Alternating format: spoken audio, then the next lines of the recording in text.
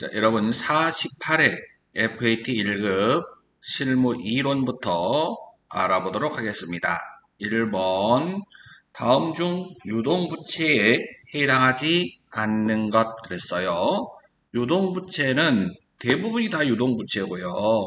여러분 사채, 비유동부채만 알면 되잖아요. 사채, 그다음에 장기자가 들어가는 거, 장기차입금, 그 다음에 퇴직금은 1년 이후에 지급하잖아. 퇴직급이 충당부채. 요 정도로 우리가 이해하면 나머지는 다 유동부채다라고 이해하면 돼요. 그럼 여기서 퇴직급의 충당부채, 바로 유동부채가 아닌 건 답은 3번이죠. 유동성 장기부채 주의해야 돼요. 요거 유동부채입니다. 예, 됐습니다. 1번의 답은 3번이고요. 다음 2번.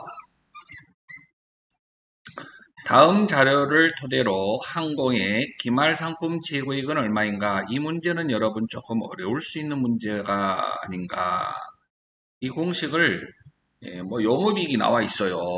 그 다음에 공식을 여기서 물어보는 것은 기말상품 재고액이니까 자, 매출액 마이너스 여기다가 이쪽에다 쓸까? 매출액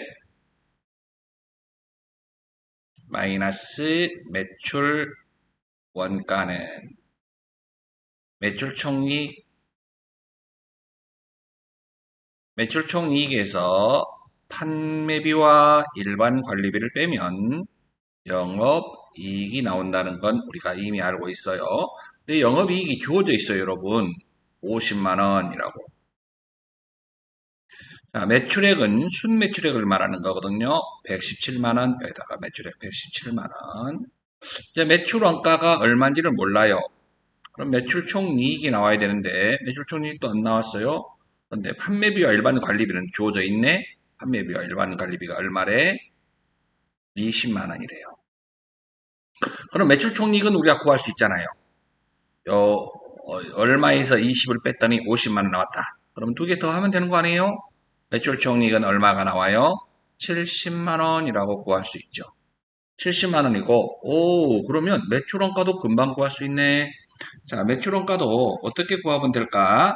자, 매출액 117만 원, 117만 원, 마이너스 70만 원을 빼주면 얼마 나오냐면 47만 원이 바로 매출 원가가 나와요. 47만 원, 매출 원가가 47만 원. 여러분, 매출 원가를 물어본 건 아니고 기말 상품을 물어봤어요. 자, 매출 원가는 우리가 어떻게 구해요? 기초에다가 단기 순매입액 마이너스 기말 이러면 팔린 거에 대한 매출에 대한 원가가 나오는 거지요. 자, 기초가 나왔는가 볼까? 기초가 얼마? 17만 원. 기초가 17만 원. 플러스 단기 매입액 나왔네. 85만 원. 뭐 여기서 뭐 매입, 애누리, 할인 그런 거 있다면 빼줘야 되는데 그런 게 없잖아. 너무나 복잡하니까 여기 바로 순매입액 당연히 주어줘야 되겠죠. 여기서 기말을 뺐더니 매출 원가가 얼마가 나왔더라? 47만 원이 나왔더라. 이런 문제거든요. 그럼 여기서 이제 기말이 얼마냐라고 묻는 건데, 그러면 계산 한번 해볼까? 17만 원에다가 플러스 85만 원을 더하면 얼마 나오냐면 102만 원이 나와요. 요 두 개 더하면 102만 원. 102만 원에서 얼마를 뺐더니 47만 원 나왔다. 그러면 102만 원에서 여러분 마이너스 47만 원을 하면 되겠죠.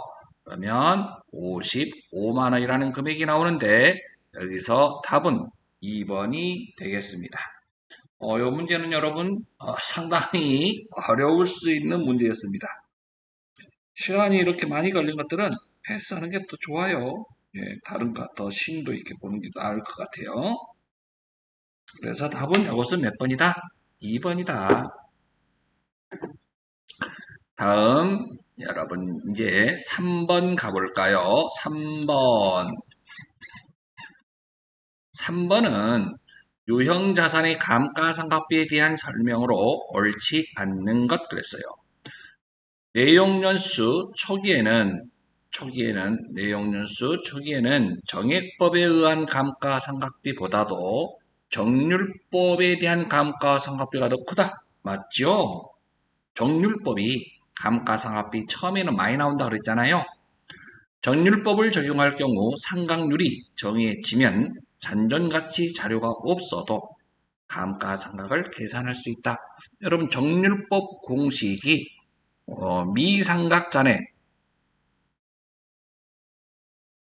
곱하기 정률이기 때문에 그래요. 내역연수는 필요 없어요. 그렇죠? 잔존가치, 여기 잔존가치 자료가 없어도 여러분 미상각 잔액 그러면 여러분 뭐가 있으면 돼요? 취득원가 마이너스 감가상각 누계 그러니까 요것만 있으면 되는 거잖아요. 그래서 이렇게 빼면 미상각 잔액 장부가액이 나온다는 거죠.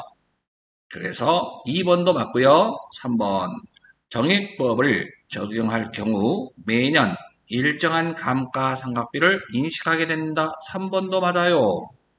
처분되는 연도의 감가상각비를 계상하지 않더라도 영업이익에 영향을 미치지 않는다? 영업이익에 영향을 미치죠. 왜 그러냐면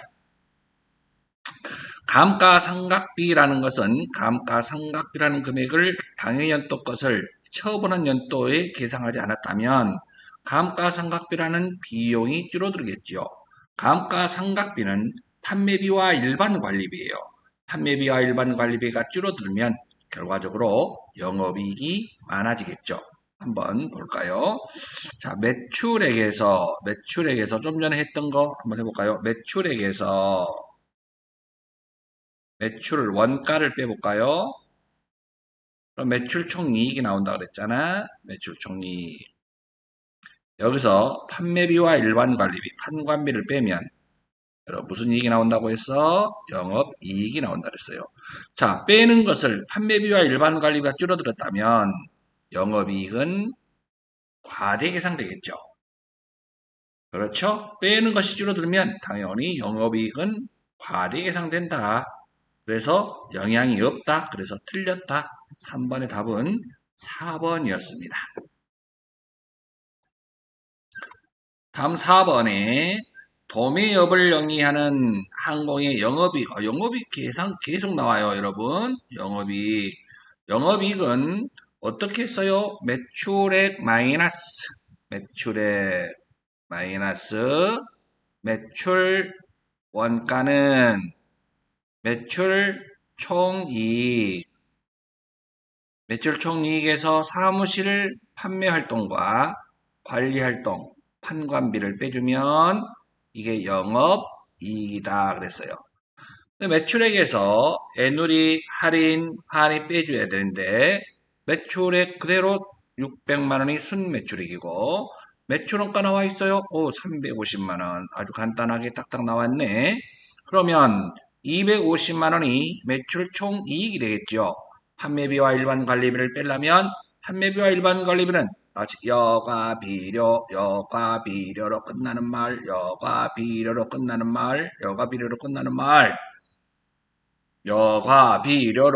말, 세금과 광고 선전비, 세금과 공가, 기부금, 이자 비용, 이자 수익은 수익이니까 임차료, 여가비료. 그러면 요 30만원, 20만원, 40만원을 더해보세요. 그러면 90만원 나오나? 90만원을 빼볼까요? 예, 판매비와 일반 관리비는 90만원이다. 그래서 250만원 마이너스 90만원 하면 160만원이 나오나요? 160만원. 이렇게 해서 간단하게 풀어낼 수 있었네요. 다음 5번 가볼까요? 5번은 전년도에 대손 처리한 배상 매출금이 단기에 현금으로 회수했다. 오늘 현금 들어온 건 맞아요. 현금, 차변에 현금. 2번은 일단 아니네요. 대변에는 뭐라 할 거냐 이 말이에요. 무조건 대손 충당금으로 분기합니다. 대손 충당. 뭐야 이거? 답이? 오케이. 없는 줄 알았어. 3번. 대변에는 대손 충당금으로 분기한다. 차변의 현금, 대변의 대손 충당금. 답은 3번이었습니다. 다음 6번. 자, 도매업을 영위하는 항공은 12월 상품 관련 자료이다. 12월에 매출 원가는 그랬어요. 여기서 이 문제는 여러분 조금 어려울 수 있네요. 자, 여러분 보면 400 상품의 12월 말 상품 수량이 400개, 수량의 차이는 모두 정상간모다. 정상간모, 여러분 정상간모는 전부 다 매출 원가라고 적어놓으세요. 매출 원가에 포함한다. 여기서 지금 매출원가를 물어봤거든요. 매출원가는 여기에 정상분 매출원가고요. 실제로 매출한 매출 250개 매출한 원가 요것도 원가 매출원가 봐야 되죠. 그럼 매출원가가 여러분 요것만 매출한 것만 물어본 것이 아니라 감모 수량의 차이가 있었다는 거죠. 정상적이라 그래요. 정상적이라면 이거 전부 다 매출원가에 포함시킨다는 거죠. 여러분 이 문제가 좀 어려웠어요. 예. 그러면 일단은요. 선입선출법으로 하라 그랬어요. 먼저 2,500개를 팔아볼까요? 2,500개를 팔아볼게요. 선입선출법 먼저 들어온 거 1,000개 얼마짜리? 100원. 그 다음에 여기에 여러분 이제 앞으로 2,000개 중에서 1,500개만 팔면 2,500개가 나오죠. 2,500개가 되기 위해서는 2,000개 중에서 단가 얼마짜리? 120원짜리를 써야 돼요. 120원. 그럼 요게 팔린 거에 대한 원가죠. 그러면 1,000원 곱하기 100원 하면 10만원 나오나요? 요거 10만원. 그 다음에 1,500 곱하기 120 하면 얼마 나와요? 18만원 나와요. 18만원. 그러면 실제로 판매한 매출 원가는 28만원이에요. 28만원이 매출 원가인데 중요한 건 28만원에다가 요거 정상분. 여러분 원래 지금 봐보세요. 장부상에는 자, 여러분 봐보세요. 1,000개 사왔고 2,000개 매입했어요. 전체 3,000개가 있었어요. 2,500개 팔았죠? 2,500개 팔았어요. 그러면 장부상에 500개가 남아야 되잖아. 500개가 남아야 되는데 실제로 수량은 창고에 400개밖에 없더라 이 말이지. 감모 수량은 몇 개다? 100개. 감모 수량은 100개다.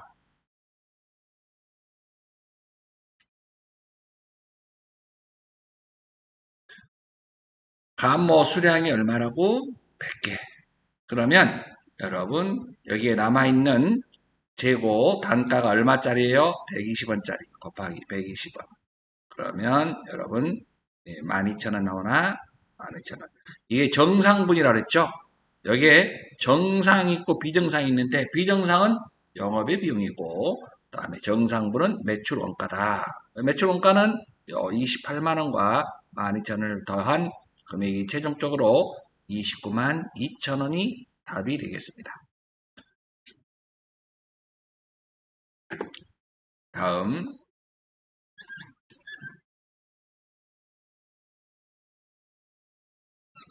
다음은 7번 봅니다. 7번. 재무제표 작성과 표시의 일반 원칙에 대한 설명으로 옳은 것은 그랬어요. 자산과 부채는 원칙적으로 상계하지 않아요. 재무제표의 작성과 표시에 대한 책임은 종업원이 아니고 경영진에게 있다. 중요한 항목은 구분하여 표시해야 되죠. 통합이 아니라 중요한 항목은 경영진은 재무제표 작성 시 계속 기업으로서의 존속 가능성을 평가해야 한다. 우리 회사가 내일 모레 망하지 않고 계속 갈 것이다라는 그런 계속 기업 가정하에 회계처를 해야 한다. 7번에 맞은 것은 답은 4번이 되겠습니다. 다음 8번. 선생님의 질문에 대한 답변으로 옳지 않는 답변은 내부 통제에 대한 게 자꾸 나오고 있네요. 내부 통제 구성 요소, 통제 활동이 있었고요. 의사소통이 있었고요. 그 다음에 재무제표 작성은 없고요. 위험평가 있습니다. 답은 승택이 되겠네요.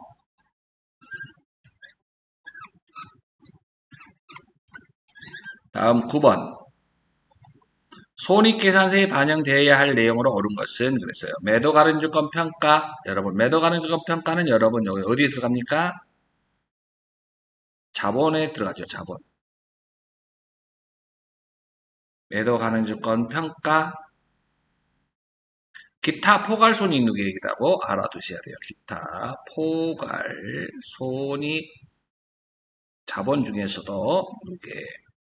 근데 손익계산서에 반영돼야 되는데 자본이니까 이것은 손익계산서가 아니죠. 유형자산에 대한 감가상각비는 당연히 비용이죠. 이건 비용이니까 손익계산서에 들어옵니다. 답은 2번입니다. 특허권을 취득하기 위해서 지급한 금액은 특허권 그러면 여러분 이것은 무형자산이죠. 무형자산. 특허권에다 포함할 거니까 특허권. 취득 재비용을 포함한 건물의 취득원가. 이것은 건물에다가 포함시켜야 돼요. 건물. 건물은 여러분 유형자산이죠. 유형자산. 지금 이런 것들은 자산, 부채, 자본은 전부 다 재무상태표고요. 수익과 비용은 손익계산서인데 답은 2번이 되겠습니다. 다음 10번 보면 단기 매매 차익을 목적으로 시장성 있는 주식을 취득하였다. 그러면 여러분 주식을 사오면 여러분 액면가는 필요 없죠? 6,000원. 1000주 곱하기 6,000원. 그러면 600만 원이 답이에요. 600만 원. 요거 답마다 틀렸어. 600만 원이 돼야 돼. 단기 매매주권이 돼야 되고요. 매도 가능 주권이 아니고요. 605만 원 수수료는 별도로 비용 처리한다. 영업의 비용인 900번대로 번호가 900번대 영업의 비용으로 수수료 비용 이렇게 한다. 답은 4번이다.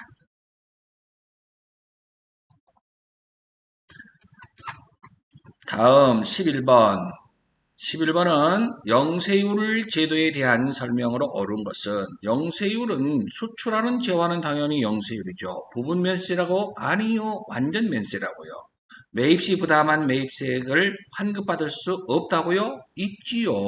영세율 적용을 포기할 수 있다? 아니요. 면세가 포기가 가능하죠. 다음 12번.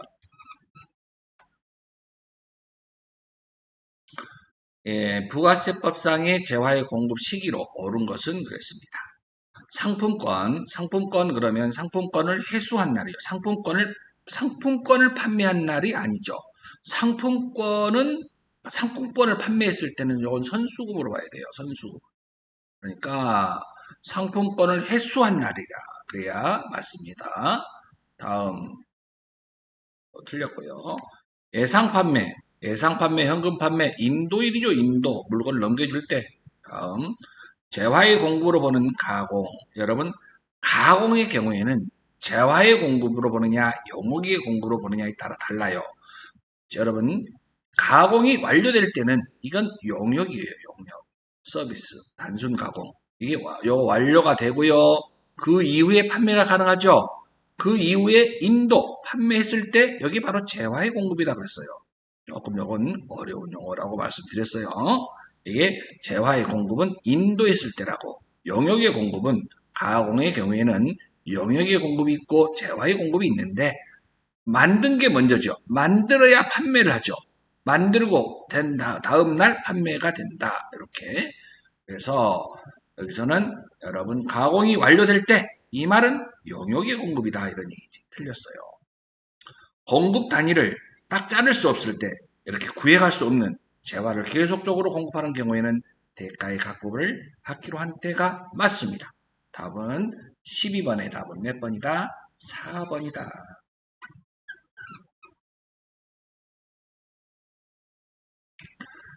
다음 이기예정 신고 관련 자료이다. 부가세 과세 표준을 물어봤어요. 자, 예상으로 판매한 거고요. 오, 매출 할인이 있어요. 차감되지 않았다? 차감해야죠. 200을 차감해야죠. 그러면 이것은 얼마냐면 3,800만 원이 나옵니다. 다음, 지방자치단체로부터 받은 공공보조금 과세 표준에 포함되지 않아요. 사업성도 없대요. 다음, 지방자치단체, 국가나 지방자치단체에 우리가 공짜로 제공한 것은요, 이것은 공급으로 보지 않아요. 무상공급은 과세 대상이 아니라 그랬어요. 그렇기 때문에 여기서 답은 과세 표준은 3,800만 원이 답이 되겠습니다. 다음 14번. 세금 계산서 발급 의무 면제. 여러분, 간주 임대료, 간주 공급 이런 것들은 전부 다 면제 대상이었어요. 최종 소비자를 상대로 하는 업종, 모기, 미역, 여기에 운송 용역까지. 목욕, 노점, 그 다음에 내국 신용장은 여러분 영세율 세금 계산서를 교부하죠. 영세율 세금 계산서를 발급한다. 그래서 14번의 답은 4번이다. 다음 15번. 자, 여기서는 납부할 세액을 물어봤어요. 납부할 세액.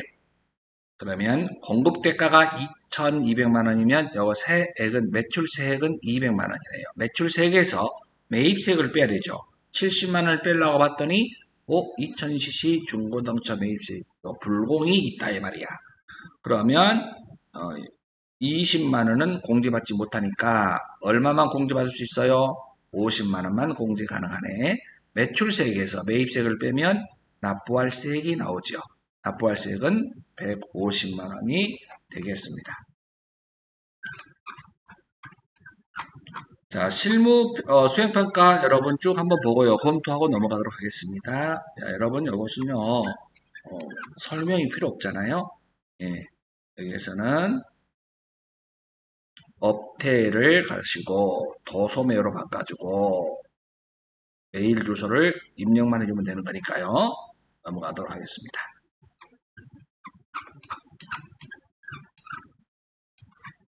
자, 여기서도 여러분 있잖아요. 그냥 프로그램 들어가 가지고서 아주 간단하잖아요. 이런 것들은. 그죠? 예. 금액이 상품이 틀렸대요. 2,500만 원으로 수정하고 손익계산서에 가보면 여러분 기말 상품 재고액이 2,500만 원 여기 있는 금액이 이렇게 자동으로 반영된다는 거죠. 이거 입력하면 그다음에 전력비를 410만 원으로 수정하고요. 법인세가 빠져 있으니까 260만 원을 추가 입력하면 됩니다. 설명이 필요 없는 거니까요.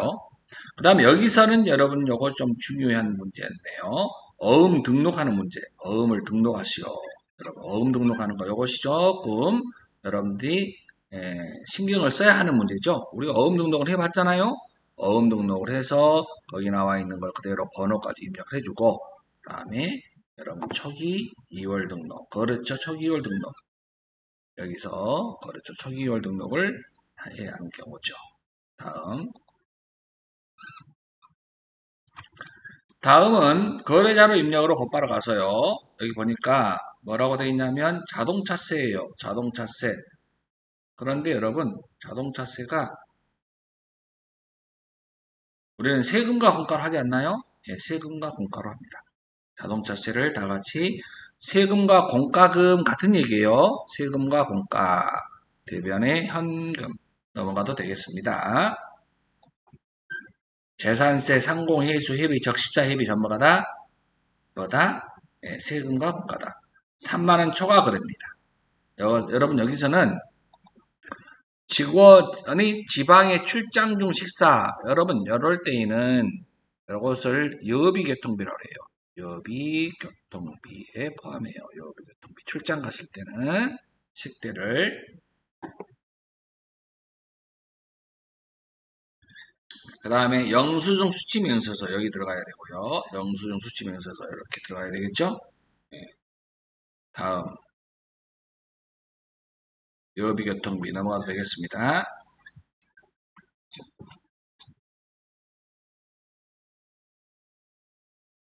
특별한 거 없고요.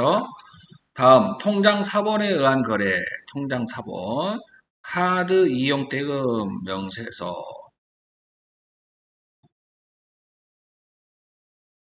카드 이용 대금 이렇게 있었어요. 그런데 보통 이금이 오늘 돈이 빠져나갔네. 자, 왜 빠져나갔어요? 여기 바로 카드 대금을 오늘 상환한 거죠. 카드 대금을 그러면 차변에 다 같이 뭐라 할까? 차변에 미지급금 파란색으로 색깔을 바꿔볼까? 차변의 미지급금, 미지급금, 대변의 보통이금 이렇게 되겠습니다. 예, 찾으신 금액 그러니까 보통이금이 나가는 거고 여기 거래처도 미지급금 여기 카드사가 무슨 카드사입니까? 우리 카드인가요? 예, 거래처 걸어줘야 되겠습니다. 예, 여기 나왔습니다. 미지급금 오케이. 다음 산재보험료네요. 그런데 여러분 산재보험료인데 자 보험료를 납부를 했는데 여러분 잠깐만요. 보험료가 11만 8,600원이었어요. 11만 8,600원. 그런데 납기 후 금액은 11만 9,800원이에요. 근데 여기에 어떻게 되는가 잘 봐야 돼요. 납기 내에 납부했는지. 여러분 문제를 봤더니 경과여 연체까지 현금으로 납부했다 그랬어요. 산재보험료는 보험료로 처리하고 그 다음에 연체 추가금은 잡손실로 하라고 나와 있네요. 잡손실 만약에 이렇게 안 나왔으면 여기 뭐 세금과 공과 해도 되죠. 네, 잡손실로 처리하라 그랬으니까 잡손실로 처리하는 거예요. 그러면 지금 11만 원래 정기적으로 냈을 때에는 예, 우리가 지금 언제 2월 20일 날이네요. 2월 20일 날. 2월 20일 날. 그런데 이것은 2월 납부 기한이 2월 10일까지 내야 되는데 2월 10일까지 내야 되잖아. 납부 기한이 2월 10일까지 내야 되는데 열었을 때 11만 8천 원이고 납기 후 이 날짜가 지나서 납부하면 요 금액을 내야 된다는 거죠. 그러니까 원래는 이것을 우리는 보험료로 하고요. 오늘 보험료라고 하고 그 다음에 차이 나는 금액을 잡손실로 하라 이런 얘기죠. 보험료 현금 나간 건 전체 납기 후 금액으로 나가는 거고 보험료는 방금 나온 대로 그리고 나머지 느끼는 거 이게 연체이자죠. 잡손실로 하라 이렇게 이 잡손실 말이 없었으면 뭐도 괜찮다고? 세금과 공과 근데 잡손실로 하라 그랬으니까 여러분 잡손실로 하셔야 됩니다. 다음 만기음 약속음 만기 결제예요. 만기가 됐네. 자 어음이 여기 이제 지급어음이잖아요. 자, 지급이 아니라 받아 보관 중인 받을어음이네요. 받을어음이 여기에 우리가 받을 권리가 차변에 있었어요. 받을어음에 갖고. 그러니까 오늘은 이걸 뭐해야 만기가 도래해서 통장으로 입금됐다. 차변에 다 같이 보통예금, 대변에 받을어음. 대변에 받을어음 갈 때요. 여러분 자금 관리. 요거 자금 관리. 이것이 여러분 관심 있게 써야 되는 거예요. 차변의 보통이금, 대변의 받을어음인데 이 받을어음의 만기 자금관리 F3 여러분 단축키 어음번호 선택하고 자수 그대로 요거 관리를 해줘야 됩니다. 공개 어려운 것도 아니고요. 다음 6번 문제는 어떤 문제인가 볼까요? 전기에 더 샤인의 부도로 대손실했던 외상 매출금이 보통예금으로 입금됐다. 여러분, 이거 아까 이론에서 나온 것 같은데 차변의 보통예금, 대변의 대손 충당금으로 회계 처리하라. 이 금액은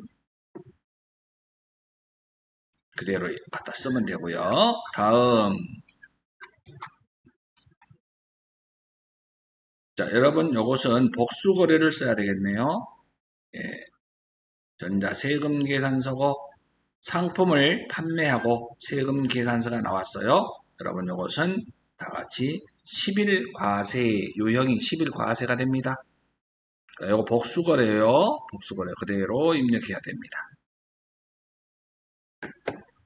그 다음에 11만 원은 이것은 11만 원은 미리 6월 20일 날 계약금 받았대요. 나머지는 외상이래요. 계약금 받으면 우리는 이것을 선수금이라고 회계 처리를 했겠죠.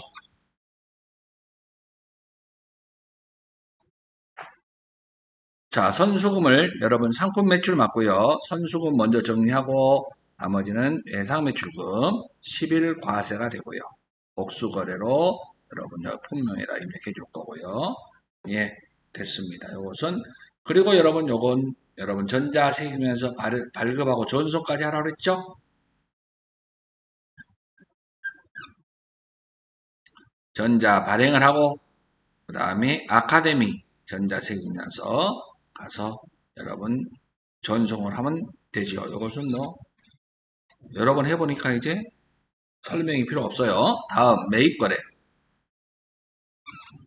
전자세금 계산서를 했고 수리를 했어요. 그러면 여러분 수리비를 우리는 뭐라고 할까? 수선비 수익적 지출로 처리하라 했네. 50일 과세 50일 과세 수선비 그리고 예상으로 했으면 미지급금 다음 매출 거래가 나왔어요. 매출 거래는 자 개인에게 판매하고 발급한 신용카드 매출 전표이다. 매출 거래예요. 그리고 여러분 17카가인가요? 17카가 금액은 22만 원. 우리 카드 그렇죠. 우리 카드고요. 자, 여기서 상품 매출을 했잖아요. 그런데 여러분 여기다가 상거래로 봐서 카드를 했다 하더라도 우리가 판매 목적이니까 예상 매출금으로 한다는 거. 예. 그리고 여러분 여기서 카드로 선택하는 게 더 좋아요. 그래야 우리 카드로 자동으로 들어올 거니까. 안 들어오면 우리가 우리 카드로 바꿔줘야 합니다. 다음 매입거래 전자세금 현서. 그런데 아이패드 40만 원짜리를 샀는데 대표이사가 자녀의 어린이날을 기념으로 해가지고서 선물로 아이패드를 구입했다. 누구에게 주기 위해서 대표이사 개인적인로 자녀에게 지급하기 위해서 이것은 업무와 관련이 없어 54불공 이럴 때 계정 과목을 가지급금이라고 회계 처리하면 좋아요. 예, 됐습니다. 가지급금으로 회계 처리를 하시기 바랍니다. 가지급금이요. 예, 다음 여기 보면 여러분 사업과 관련이 없는 지출이고 불공이었어요. 54불공 가지급금 여기다가 이름 걸어주고 다음 매입거래에서는 전자계산서가 나왔는데요. 이 계산서가 나왔다는 얘기는 여러분 뭐예요? 면세와 관련된다. 복숭아 면세 내용을 한번 봐볼까? 예, 뭐예요? 기부를 했네? 얼마를? 150만 원. 그러면은 우리는 매입매출 전표에다가 기부금이라고 써야 되겠다. 그쵸? 자, 차변의 기부금. 면세인데 53번 매입과 관련된 면세니까 53 면세 그 다음에 기부금 현금으로 지급했다. 넘어가도 되겠습니다. 다음 매입 거래가 나왔고 신용카드 매출 전표가 나왔네요. 187만 원 이것은 직원 회의실에 사용할 공기청정기를 구입하고 삼성카드로 결제했어요. 우리 직원들을 위해서 지출한 건데 여기다가 우리는 뭐로 처리하라 했어요? 직원 휴게실에 공기청정기를 구입했으니까 업무와 관련된 거죠. 판매 목적이 아니라 여기다 같이 비품이라고 쓰세요. 다 같이 원품, 비품이라고 쓰세요. 비품. 자, 57카가고요. 비품, 그리고 미지금, 삼성카드로 결제했다. 자, 부가세 신고, 부가세 신고서 가보면 자, 찾으신 금액, 맡기신 금액인데, 맡기신 금액 돈이 들어왔네? 돈이 들어왔어요. 자, 뭔가 보자. 왜 돈이 들어왔는가? 부가세 확정 신고와 관련하여 부가세 환급세액이. 환급세액은 그러면 여러분 이것을 우리가 환급세액이다 그러면 받을 돈이 있었다는 거잖아. 미수금. 오늘 보통예금이 들어왔죠? 차변의 보통예금. 대변에는 미수금 이렇게 써야 되겠다. 그쵸? 예. 요 거래처도 서대문 세무서 반드시 미수금 서대문 걸어줘야 되겠죠.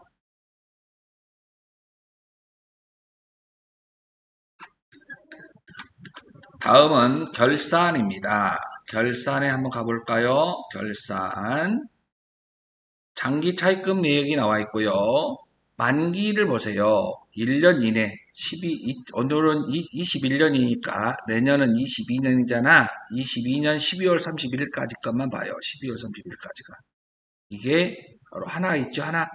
요것만 여러분 장기 차입금을 없애고 그걸 유동부채로 바꿔주는데 그 이름을 유동성 장기부채라고 한다. 여러분 이렇게 했다가도 또 시험이 이렇게 나오죠. 경기가 안 좋아. 그다음 1년 이내에 갚으려고 했는데 갚아야 되는데 못 갚아. 그럼 다시 연장할 수 있잖아요. 그럴 때는 다시 이것을 반대로 분기하면 돼요. 유동성 장기부채 차변에 대변에 장기차입금 이렇게요.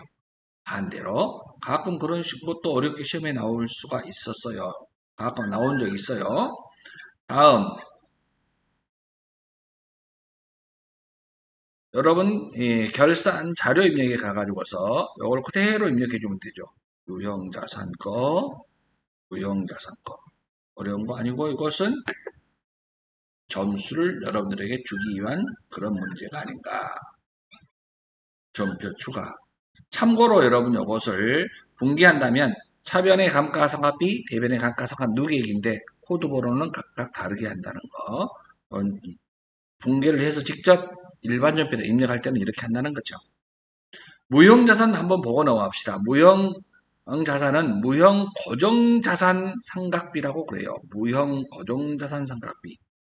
감가상각비가 아니라 무형 고정자산 상각비. 직접법으로 여러분 실무적으로 직접법으로 더 많이 해요. 영업권에서 직접 빼버린 거죠. 소프트웨어에서 직접 빼버렸어요. 그래서 여러분 무형자산은 직접 빼버린다. 이렇게 이해하시고 넘어가도 되겠습니다. 회계 정보 분석이 나와 있고 회계 정보 분석은 조회하는 거잖아요.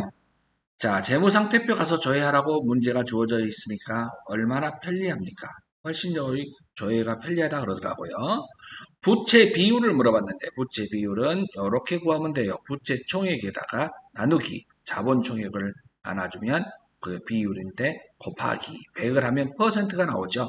그래서 이것은 여러분들이 저의 재무상태표 가가지고 부채 총계 나누기 자본 총계 곱하기 100 하면은 부채 비율이 나온다는 거. 다음 부가세 신고서는 부가세 신고서 여기서는 과세 표준 그 다음에 공제 가능한 매입세 여러분 과세 표준은 여러분 매출과 관련된 공급가액을 말하는 거잖아요. 매출에 대한 공급가액 공제 가능한 매입세액은 여러분 얼마인가 조회를 해서 보면 이렇게 3번이 정답이라고 나와 있습니다. 자 이렇게 해서 여러분 FAT 1급이 끝났습니다. 특히 뭐 특별하게 어려운 것은 없었던 것 같고요. 이론에서 조금 여러분들이 수준을 조금 높여놓은 문제가 몇 문제가 있었던 거 빼고는 특별하게 어려운 게 없었던 것 같습니다. 자, FAT 1급 48회 기출문제 풀이를 해봤습니다. 여러분 수고하셨습니다.